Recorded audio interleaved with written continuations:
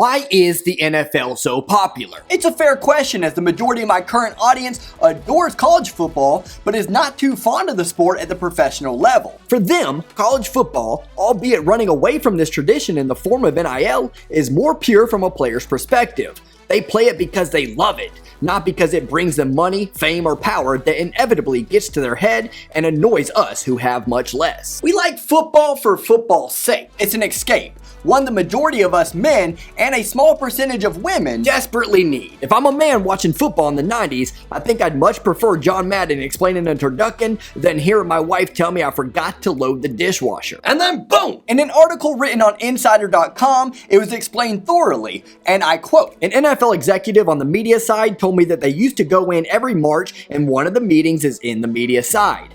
How are we doing? How are we making our money? All of that stuff. And the league executives used to, 15 years ago, say, hey, here's how we're doing against other sports. Here's how the Super Bowl did against the NBA Finals. Here's how the Western Conference Finals in hockey did against the Bucks game. And then maybe 10 years ago, it switched to, okay, here's how we're doing against the Big Bang Theory. Here's how we're doing against 60 Minutes. Because the other sports stopped competing. In fact, in 2020, 33 of the 50 biggest broadcasts of the year by audience, including 14 of the top 20, were NFL games, which makes me realize that I need to add the NFL to my repertoire here on YouTube if I ever want to reach Tom Grossi status. So here it is, the 5 biggest reasons why the NFL is so popular. Number 5, the NFL is a true family spectacle. Remember that time when 7-year-old Joseph, sitting on his father's shoulders, asked Tom Brady who his hero is? Brady was taken aback, told Joseph it was a great question, and said that it was his dad. In tears. Like that. A 7-year-old boy had Tom Brady, the greatest of all time, in tears. As well as me, having lost my dad, my hero, just 4 days ago. This one's for you, Pops. I love you. The good and grateful players savor these moments. They understand the significance of being a role model on such a big stage. The stage closest in size to the NFL's is the NBA's, and their current GOAT is too busy getting people kicked out of arenas because he can't handle a little bit of jawing. He can serve it out, but he can't take the heat himself. Then there's the Super Bowl, the biggest sporting event in American sports, where families of all ages, all genders, all everything gather around. Is it mainly for the commercials and the companionship for the ladies? Sure, but they're there. That's the point. And when I was a kid growing up, I loved Charles Woodson in that number 2 maize and blue jersey. But when people asked me what football player I wanted to be most like when I grew up, the answer was always Barry Sanders. Because kids' minds think highest level, biggest dreams. Number 4, the parody. This one's simple. At the professional level, parody is what sets it apart from the collegiate level. You have an idea of what the Final 4 teams remaining will be at the end of the season, but it is much less predictable than that of college football. Of the 4 main professional sports, I would argue that baseball has the most parody across the board.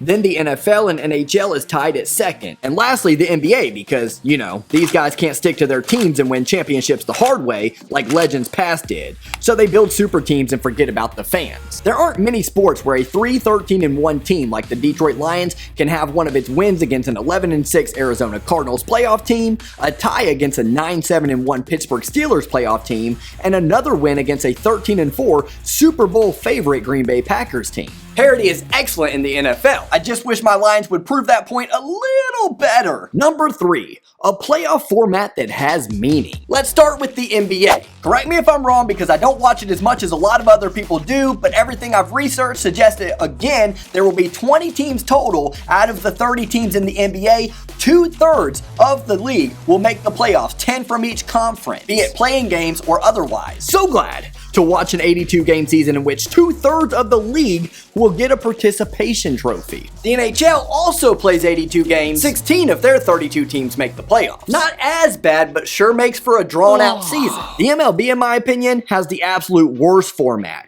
162 games only to see 1/3 of the teams make it. So the NBA is giving everybody a free pass, while the MLB is like airlines during the midst of what's going on right now, not letting anybody on board. And how terrible was it last season when the Los Angeles Dodgers, with 106 wins, had to play in a play-in game against the St. Louis Cardinals because their divisional foe, the San Francisco Giants, had just one more win than them. Imagine having the second best record in baseball and having to play in an elimination game where even if you win, your whole pitching rotation is is thrown all out of whack for all the series in the future. Yes, this is how things work in professional sports, but those other sports don't play 162 games, and they don't lose one of their star players for future series in the rotation the way the Dodgers did. And then there's college football, the most predictable of them all. The playoff format in college football is by far my least favorite thing about the sport. What incentive does a Power 5 team have to play a tough out-of-conference game when it's just going to be used against them at the end of the season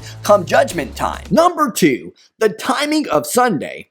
And parody again. What do I mean by this? Well, I don't think a lot of people consider this, but with the MLB and the NBA and the NHL all playing throughout the week, and with them having such long seasons, why watch on a Tuesday, or a Wednesday, or a Thursday? You'd have to be a really avid fan, a single male, or a terrible husband to do so. Wives need help with the kids, help with the chores, quality time, and intimate conversation. Smart husbands know this. Dumb ones are buying their time. College football games are primarily on Saturdays. That's supposed to be the day to go out and have fun, not sit around doing a bunch of nothing watching sports. I'll repeat, smart husbands know this. Dumb ones are buying their time. Take some college football weekends off, for goodness sake. But Sundays are that day before the work week starts. They're meant for staying at the house and getting away from the noise. And with a 17-game season making every game that much more important, mixed with parody, you get a cocktail that makes it feel like your time wouldn't be spent better elsewhere. That parody and meaningfulness of the games also helps for Monday night games and Thursday night games after you make whoopee to your wife and have the kids asleep. And number 1, the NFL has some of the best athletes in the world, and they put on a show. In any given game, you can watch an Odell Beckham Jr. make a ridiculous one-handed grab. That's happened. A Justin Tucker kick a 66-yard field goal for the win. As a Lions fan, that's unfortunately happened. And Aaron Rodgers throw the ball very far downfield effortlessly in a successful Hail Mary attempt. Again, as a Lions fan, that's happened. A Barry Sanders make a grown man confess his flaws and faults and failures to the Lord. That's happened. And a Ronnie Lott knocking the absolute bejesus out of an unsuspecting receiver. That's happened, but not so much with stiffer rules and regulations. Probably rightfully so. In no other sport will you see that much variety at that elite of a level, and the physical spectacle that is also alluring. Alright, let me know your thoughts. What did I miss? What did I get right? Let me know in the comments below. I'll be there for the first hour or so. I want to thank you guys so much from the bottom of my heart for helping me get through. I'm about to tear up. For helping me get through this time of need. I needed you guys, man. God bless you.